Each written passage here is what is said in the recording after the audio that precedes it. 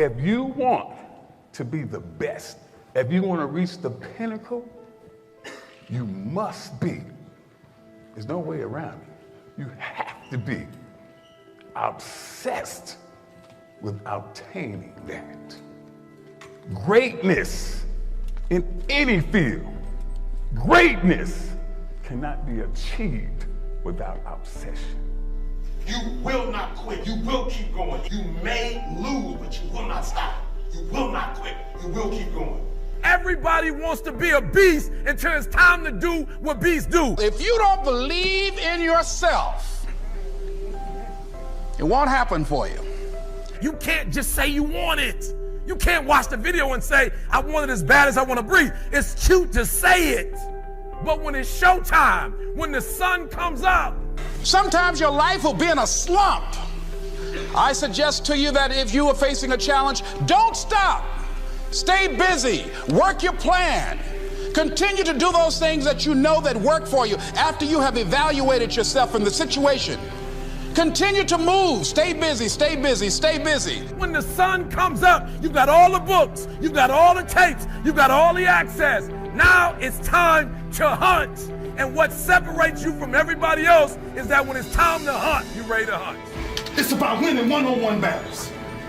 Fight your fight. 1 and 6 doesn't define who you are. What defines who you are is what you do when you 1 and 6.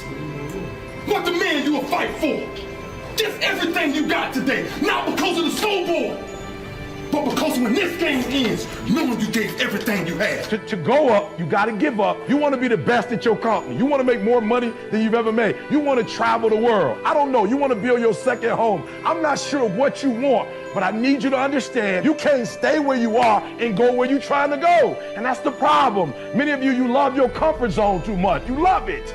You love security too much. And I'm telling you, you can stay where you are. You can.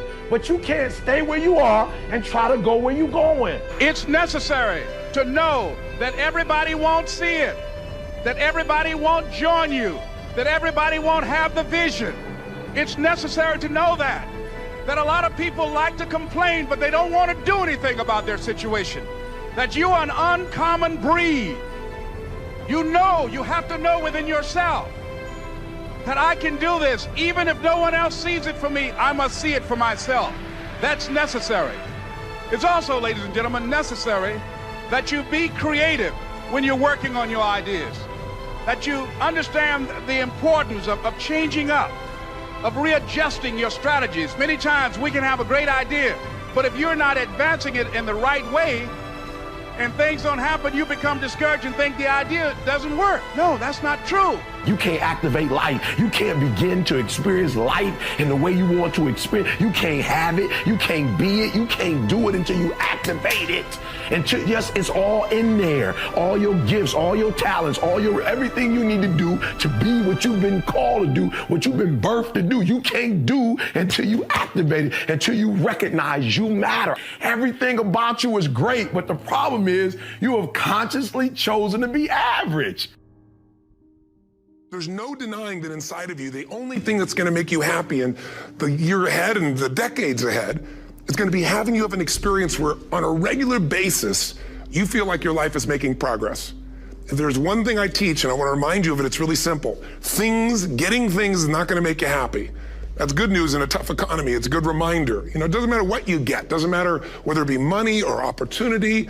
All those things might excite you for the moment. You know, even a relationship, as magnificent it may be, might be exciting for a while. But if you don't keep growing, that relationship isn't going to stay exciting. So the secret to real happiness is progress. Progress equals happiness. And if we can make progress on a regular basis, we feel alive. And that's why at the beginning of the year, we get this thing like, okay, I can have this fresh start. I could really do what my soul desires. I could expand. I could grow. I could improve. I could change. Or maybe better than change, I could progress. See, think about that. Progress is an aliveness to it, doesn't it?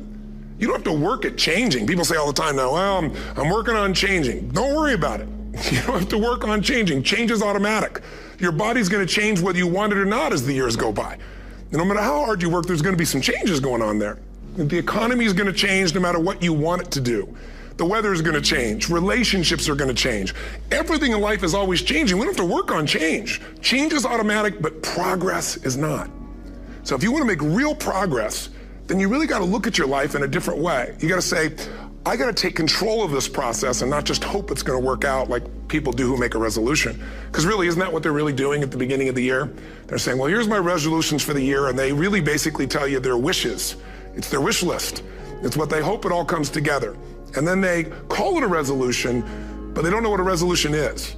When you resolve something, to have a resolution is to resolve it. When you've resolved, this is how it's going to be, that's when you cut off any possibility except the thing you've committed to. It's like the old adage, if you want to take the island, you burn the boats. Because when you burn those boats, there's no going back. You're going to find a way to make things work. And most people, they're stating what they hope will come together. And if it doesn't happen, then they're disappointed, but they're not too disappointed because they're not too vested. What does it take to successfully create a lasting change in your life? To not only have a New Year's resolution you follow through on, but really have a lasting change? Well, the first step for lasting change is very much like making a New Year's resolution. Fundamentally, it's the same. The first step is you got to have a vision for what it is you really, truly want. Not what you think you want or what you should have. I mean, what are most people's New Year's resolutions? I'm going to stop eating sugar. I'm going to stop smoking. I'm going to lose 10 pounds. The problem with that is it's not very inspiring for most people. It's not telling you what you're going to get. It's only what you're not going to do. And it's kind of hard to have you move forward with that. A vision is about what you're here to create. A vision that really works is one that excites you. If you say, well, my resolution, my goal, my outcome for this month, this week, this year is to lose X number of pounds, that's okay, but it's not very compelling. It has to be a compelling vision. It's got to have something that has the power to pull you, not something you have to push yourself to do. Those are two different kinds of motivation. Push requires willpower, and willpower never lasts. What will last is pull. Having something so exciting, so attractive, something you desire so much that you have a hard time going to sleep at night and you get so up early in the morning to rock it and take it to the next level. That's what you're looking to create. And that isn't easy to get. But one of the reasons we do seminars and events and we say, why do that? Why not just read a book or something? Is because when you get in an environment where you're with people that are being put in a peak state, like when you're going to a sporting event, if you watch a sporting event at home, it might have a certain level of excitement. But when you're in a stadium with 50,000 people, suddenly it has a whole different level of intensity. And we feel that. And the bottom line of our follow-through comes down to our emotional intensity. In a different state of mind, you're going to come up with a much better and a more exciting vision than if you're sitting on the couch going, okay, what are my new resolutions for this year? And you're doing it the morning after the new year has started and you're a little inebriated and the football game's on in the background. Probably not going to have the power of focus there. Probably not going to have the power of the energy to create something that's going to pull you for this year. And you got to do that. So it's got to be a vision that's compelling. Something that it's going to be a gift to make sure that it happens. And also, along with that compelling vision, you got to have strong enough reasons that you're going to follow through when the going gets tough. That's one of the biggest things missing for most people. They say, this is what I want to do. It's not very exciting. It's not very compelling. But most importantly, they don't have strong enough reasons to push themselves through what's going to be necessary to get that dream, to get that goal, when the inevitable challenges come up, when you're starving, hungry, and you're trying to go on a diet, right? When you got no time and you're stressed out and you haven't worked out still, and that's what you're supposed to do. When the economy gets tight and what you thought you're going to do doesn't work, and so you give up on the goal instead of finding another way to get there. You don't let the fear take you over if you've got strong enough reasons. Those reasons can be positive, or those reasons can also be negative. They can be, if I don't do this, this is what's going to cost me. And if I do this, this is what I'm going to gain in my life. Reasons come first, answers come second. If you get a compelling vision and you got strong enough reasons that will push you through the tough times, you're going to do things other people don't do. Instead of collapsing, even if you get off target, you won't go, oh, I blew it. You'll get right back on target, make the change, make things happen. And I know you've done this in many areas of your life. Just think about it again. I'm not teaching you something really new here today. I just want to remind you of what your soul knows. You got to change, you got to improve, and you got to go through a simple process fundamentally to make that progress. First step, vision that's compelling. Second step, make sure that there's strong enough reasons to follow through. Third step, you got to review it and feel it every day. I mean, anything. Have you ever had this happen in your life? Has there been anything in your life that you've ever wanted so badly? You were so desirous of it. You had such a hunger for it that you couldn't stop thinking about it. Could have been a career move, could have been when you're a kid, a car, it could have been a relationship, it could have been anything, but you were obsessed. You wanted to make this happen. You wanted to attract this to your life. You just wanted something. And you didn't even know how to get it, but it was so compelling to you. You kept thinking about it every day, envisioning it, imagining it, feeling it. And then stuff happened. And suddenly you started to attract people or situations to your life, and it just came together. Like, you didn't even have a total plan. It was just that it was so a part of your focus with so much intensity and emotion so often that it sensitized you to notice anything that could get you there. There's a part of your brain called the reticular activating system. For short, we call it the RAS. That part of your brain determines what you notice in the world. And it's really important because when you set a goal, when you get really clear on a vision, there's strong enough reasons, and you review it enough, and it becomes a part of you, that part of your brain says, anything that relates to this, I need to notice. It's like, did you ever buy a certain kind of car or maybe a certain outfit, and suddenly you see that car everywhere, or those outfits everywhere? Well, you know, the cars were always around, but why do you see it now? Because your RAS knows this is important. This is part of my world now. Similarly, when you really get clear and it's compelling, and you're reviewing it every day, got strong reasons, and you're reviewing it every day and you're feeling it, the brain becomes incredibly acute at noticing anything to get you to move forward. And so that's the power of this. So, you know, what do people do with a New Year's resolution? They come up with something they kind of want. It's not a compelling vision. They don't really have strong enough reasons, and they never review it again until they notice that they broke what they said they really want to make happen, because they didn't really resolve. If you resolve, you got the vision, it's compelling, you review it daily, and you feel it, you envision it, and you experience it. Simple as it sounds. Now, ultimately, what is this really about? Ultimately, if you're gonna have lasting change in anything, you're really talking about just raising your standards. I mean, I always tell people, if you wanna know how to change your life, I give it to you in 3 words, boring as it sounds: raise your standards. And what does that mean? Corny as it sounds. Raise your standards. Oh, thank you for the breakthrough thought, Tony. I'm glad I wasted my time watching this little email with you. But think about it. Lasting change is different than a goal. You don't always get your goals, but you always get your standards. Maybe it would help you is to think about it this way. I try to explain standards to people with a different set of words. Think of it as everybody in life gets their musts. They don't get their shoulds. Like, think about it. Most people have a list of shoulds, don't they? Don't you have a list of the shoulds, things you should do, you should follow through on? I should lose some weight, I should work out more, I should make more calls, I should respond more rapidly to my email, whatever, you know? I should get into the office earlier, I should be, more confident. Whatever your should list is, people love to have their should list be met, but it's kind of like New Year's resolutions. If it does, it's really exciting, but if it doesn't, which is most of the time, it's a little disappointing, but you kind of know it's not gonna happen. But when you decide something is a must for you, an absolute must, when you cut off any possible, you say, I'm gonna find the way or I'm gonna make the way.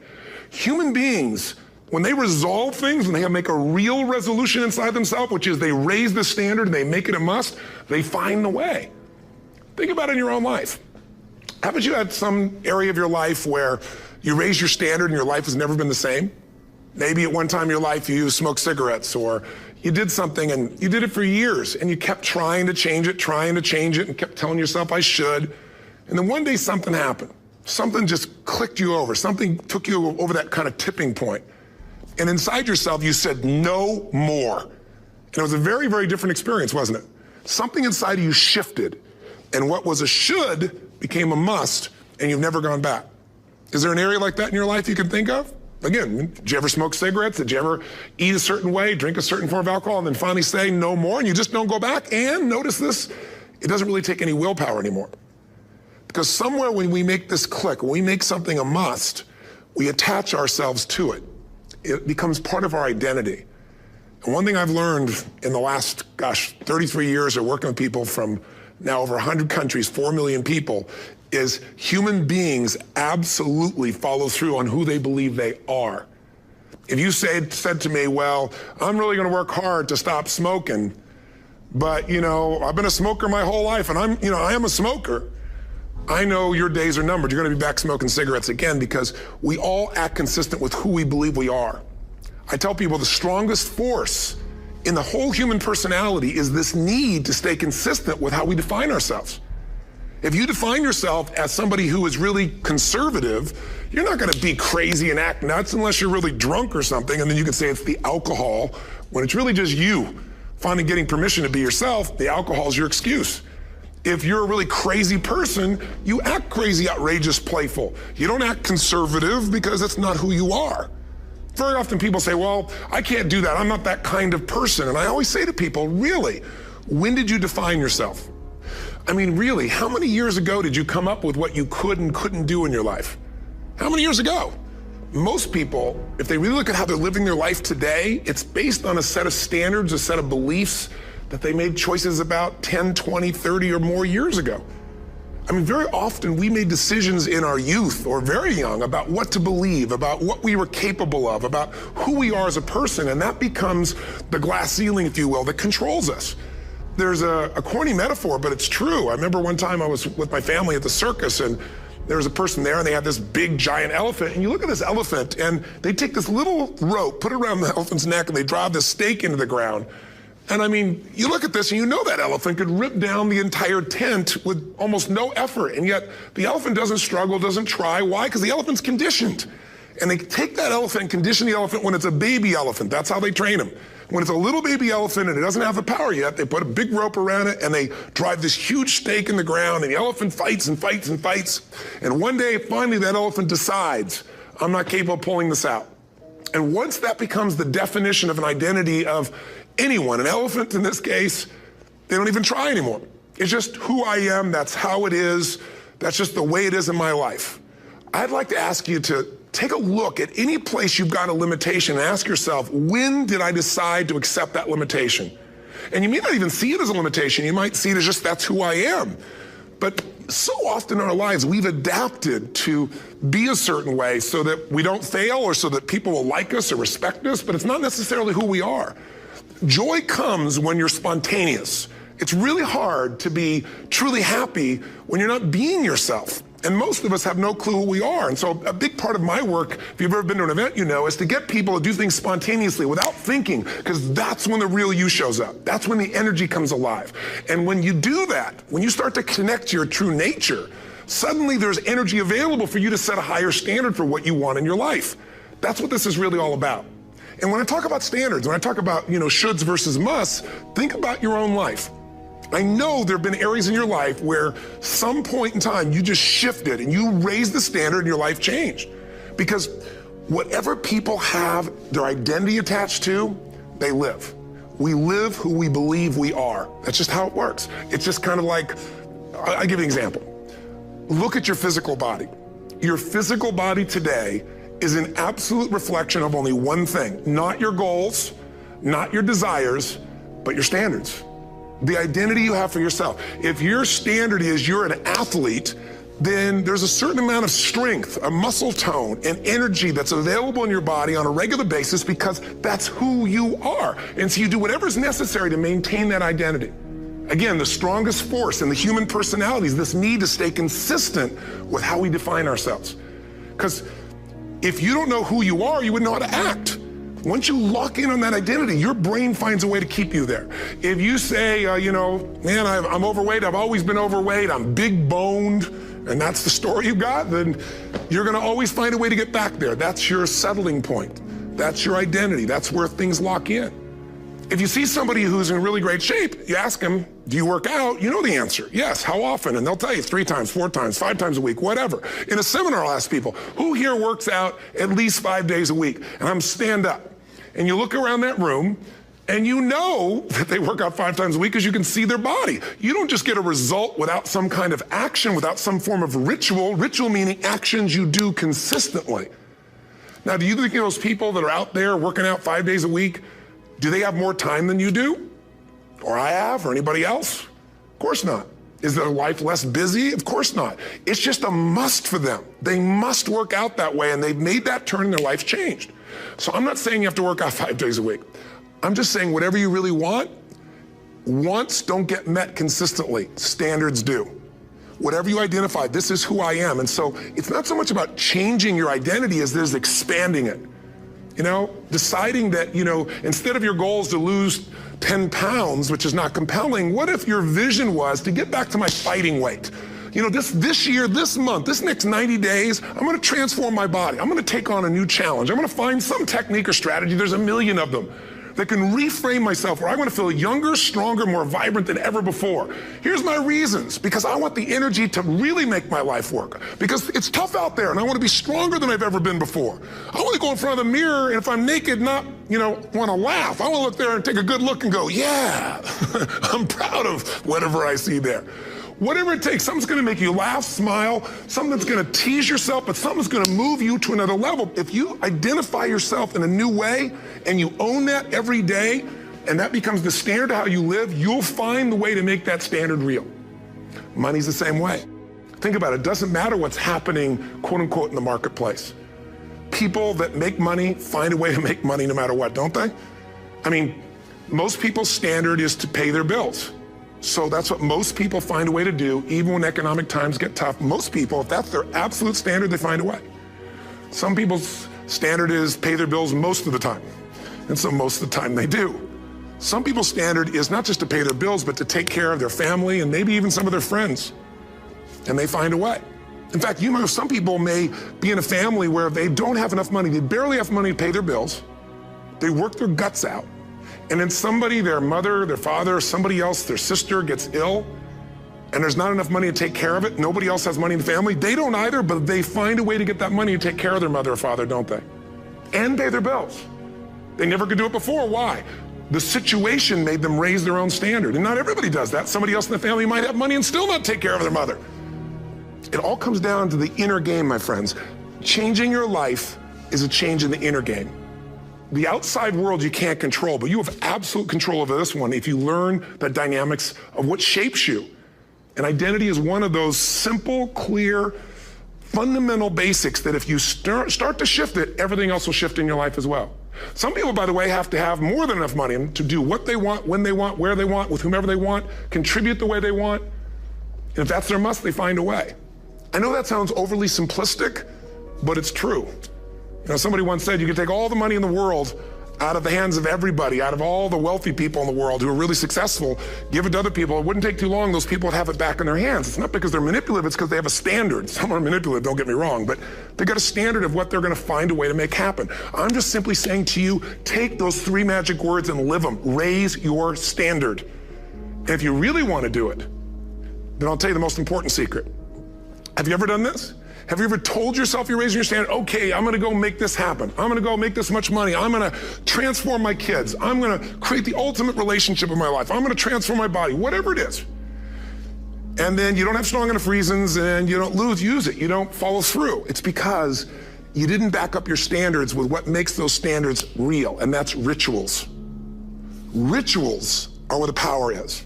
Whenever we do our Robbins results coaching, and we say Robbins equals results, the way we get results with people, it's the same way if you listen to my Ultimate Edge program, or back in the old days, Personal Power, or if you went to one of my seminars. You know what I do is I take these huge challenges you got and we break them down into little bite-sized steps.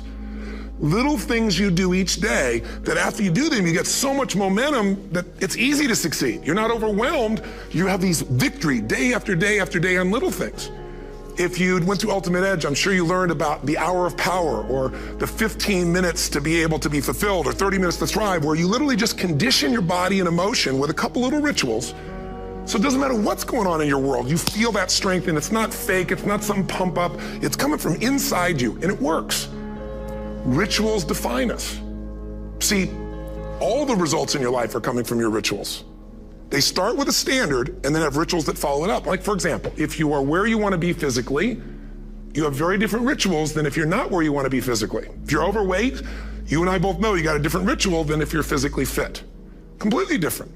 You get up in the morning, what's the first thing you do if you're fit? Your shoes are there, you roll over, doesn't matter how you feel, you put on your shoes, you lace them, you start walking, or whatever that ritual is. If you're overweight, you roll over and you have a very different ritual. You might roll over several times to turn the alarm clock off. You go in and get your mocha, smocha, whatever, special coffee. You stop by at Starbucks, whatever the case may be. You have your nice sugar muffin. It's supposed to be really nice for you. Whatever you do, it's a different ritual. If you have a great, passionate relationship, you have very different rituals in how you come home than if you have a lousy relationship. When you come home and the first thing you do is you're tweeting somebody, or you're emailing, or flipping on the news, or you don't even come home. What are the rituals? whenever I study people that are successful, what I look for is what's the standard they hold themselves to, and then what are all those little rituals that add up? Because think about it, success and failure are not giant events. They don't just show up. You don't just suddenly become successful or suddenly have this cataclysmic event that makes you fail. It may look that way, but failure comes from all the little things. It's failure to make the call. It's failure to check the books. It's failure to say, I'm sorry. It's failure to push yourself to do things physically that you don't want to do. And all those little failures day after day come together until one day some cataclysmic event happens and you blame that. That event happened because you missed all the little stuff. Do you agree with me? And success, by the way, is not some overnight event. It's all these little things. Success is having a vision. Success is making it compelling. Success is really seeing it and feeling it every day with strong enough reasons. Success is feeling the sense that I'm here to grow and I'm here to give something to the world more than just myself. Success is caring about other people. Success is calling and saying, I love you in the middle of the day for no damn reason. Or sending a note. That'll change your relationship. Have a ritual of something funny, playful, or a surprise you do. How many relationships are dead today because they have no surprise rituals anymore? You need to have some rituals, some cool things you do that nobody else does that gives you a better life than anybody else has. All the little stuff. That's where success comes from. In business, it comes from delivering more than anybody could imagine. All those little things add up. People go, wow, that's who I want to do business with. It's true in any area of your life. So if you look at somebody who's really successful and you think, wow, I mean, they're so amazing, they're such a genius, you gotta dig underneath and you gotta remember something. People are rewarded in public for what they've practiced for years in private. Myself and my business people say, how do you get up and speak? And you have no notes and you go for 3 days and nights and the room is like, everybody's wired and it's incredible. It's like a rock concert. How do you do that? How do you have that confidence? Well, and you know, it's not confidence, it's experience now. But I did so much behind the scenes and I still do to make things right. I mean, how many people would know that since the time I was 17 years old, before I walk out on stage, still do to this day, wouldn't need to do it, but I still do it, I never walk out there without being in an absolute peak state of mind. You know, there are days my back is hurting, my throat was hurting, or I may have had a challenge, or my father passed away, and I've still got to deliver for these people because my standard is give my all every time. Every event has to be better. Talk to anybody who's been to our events for 5, 10 years, some of our trainers, and they'll say, I don't know how he does it. He always finds a way to make it better. That's not an ego thing. That's a standard in me. I have to find the way. And my ritual, though, is I prepare, I think, I gather new information, I figure out how to put something across better. What do people need? I spend time with our customers. I see what's going on. And before I get on stage each time, I have this little ritual to put myself in a state of mind. And I did it starting like 17 years old. I started doing it. I'd say, I now command my subconscious mind. And I say this out loud several times, this little phrase, set of phrases, as an incantation to kind of condition my mind and body. And I'd say, I now command my subconscious mind to direct me in helping as many people as possible today by giving me the strength and the emotion and the humor and the brevity, whatever it takes to show this person and help this person change their life now. And I started that with a person when I worked with people one-on-one, and I would do that for 45 minutes driving in my Volkswagen to go serve and coach somebody for the first time. Now I don't say that person, I say these people, and I can go out in a room of 10,000 people and deliver for 50 hours, and I do it every time I come back on stage. It's a ritual to go into peak state. Peak states don't just show up, they don't interrupt you. Great ideas don't interrupt you, you gotta pursue them. I talked to Michael Jordan, I'll never forget, at the peak of his career, and got to watch his final game, saw him backstage and spent some time with him, and it was a pretty exciting time. He was the greatest basketball player I think that ever lived and has ever lived. And I asked him, I said, you know, what sets you apart, Michael? You know, what is it? And is it God-given talent, ability, skill? What is it? And he said, Tony, you know, he said, I can shoot you straight. And you know, it's not, you know, me trying to act humble. He goes, I have a lot of talent, a lot of God-given talent, a lot of skill. I've worked really hard. But he said, really, it's my standards. He said, every day I demand more from myself than anybody else could humanly expect. I'm not competing with somebody else. I'm competing with what I'm capable of. Magic formula. Because most of us lower our standards. Why? Because who you spend time with, my friends, is who you become. One of the biggest reasons I started going to seminars when I was like 17 is I had nobody around me as a great role model. I could read about somebody, but being around people, being in that environment was very different. Finding a way to go to work with someone who lived that standard of life was very different. You get around people with low standards and You compete with it? You don't need to compete with it. It's like, okay. I mean, remember Jerry Springer? I don't know if he's still in the air, but I remember he used to get people on the show, and I thought, where would he find these people? And why would people watch? I'll tell you why they watch. They watch these people and go, my life's still pretty darn good compared to that person. Look at them. You don't have to change your life. All you have to do is find somebody with a lower standard, and you'll feel good about yourself. But if you feel that good feeling, it's an illusion. The only thing that's going to make you happy, my friend, in this year or any other, is to step up. It's to raise the standard. It's to discover what you're capable of and feel that incredible power of pushing through whatever's holding you back and get to the other side of more of your true self. That's what this game's all about. And look at the best of the world in anything. Tiger Woods, what's his vision? To win golf tournaments? No, to be the best that ever lived. That's his goal. That's his vision. But here's what's interesting. He backs it up with rituals. If you just have a vision and you don't have the rituals, stop lying to yourself. His rituals are, he started doing things nobody did before. He went and started lifting weights. Golfers lifting weights? No way. He went out and he changed his swing when he was the best in the world because he realized in order to be the best that ever lived, he was gonna have to change his swing. If you know anything about golf, you don't change your swing when you're the best. And he went and retrained himself because he has different rituals than other golfers. Now many people are modeling his rituals to get better. It's amazing. You know, you look at somebody like Michael Phelps, the 2008 swimmer, won 7, only 2 people, I think, in history, if I remember correctly, that have gotten 7 gold medals in one session. And here's a guy, he's got number 6 under his belt, and he's exhausted, and he's going in for that final swim. I'm sure you remember. And how does the guy win? By 1/100th of a second. Do you think that was some massive skill that got him over the top? Or was it a standard that says, this is who I am? I am the champion. And no one is taking this from me. And somehow in those final milliseconds, 1/100th of a second, he pushed himself just beyond his competitor. But you know about Michael Phelps? What allowed him to be able to push beyond that moment is his rituals. Go study the guy. Most people who swim have these unbelievable workouts. He does 2 and 3 of those workout sessions a day. All the other swimmers in the beginning thought he was insane. You're gonna overtrain, you can't do that, it's not physically possible. But he had a standard and the rituals to back it up. So here's my final message to you, because I've gotten carried away. I thought I was gonna send you like a 5-minute message, but as you can see, there's no script here. It's just me going a little crazy with you, but I wanna really see you get what you want this year. Don't let this year be like last. And if last year was great, still don't let it be that way. Raise the standard. If your life is perfect and extraordinary, you darn well know you're not gonna be happy unless you keep making it better. That's what makes us feel alive. It's not what we get that make us happy. It's who we become and what we're able to give because we become more.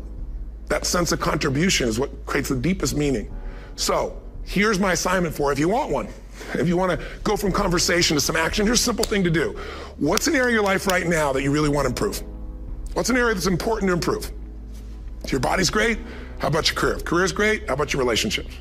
Intimate one especially, or your kids, or your relationship with your creator, your spiritual side of your life, or is it your finances?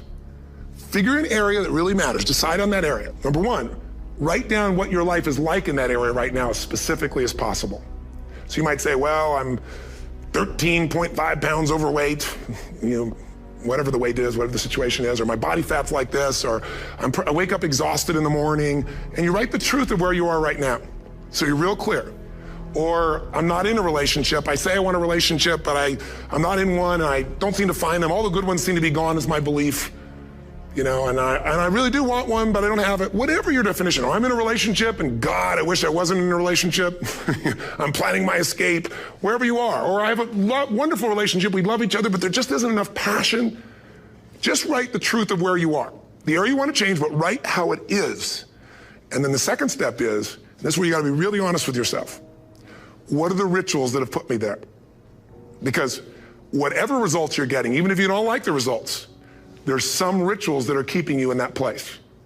There's some rituals of what you eat or don't eat, how you move or don't move, how you sleep or don't sleep. There's some rituals in the lack of variety or spice or energy or focus in an area. There's something you're doing, and it's usually not one thing, it's a bunch of little things that you kind of do consistently whenever you think about getting in a relationship, whenever you think about working out, whenever you think about money. You get yourself in a state of overwhelm. You start thinking about all the things you can't control. Just write down all the rituals you have, and then here's the third step. What do you want? What's your vision? And be really specific. I want to be my fighting weight. I want to be the strongest I've ever felt. I'm going to turn whatever it is, be specific. And then, last step number 4, what are the rituals that'll get you there? What would you need to do differently each morning if you're going to be that kind of energy, that kind of strength?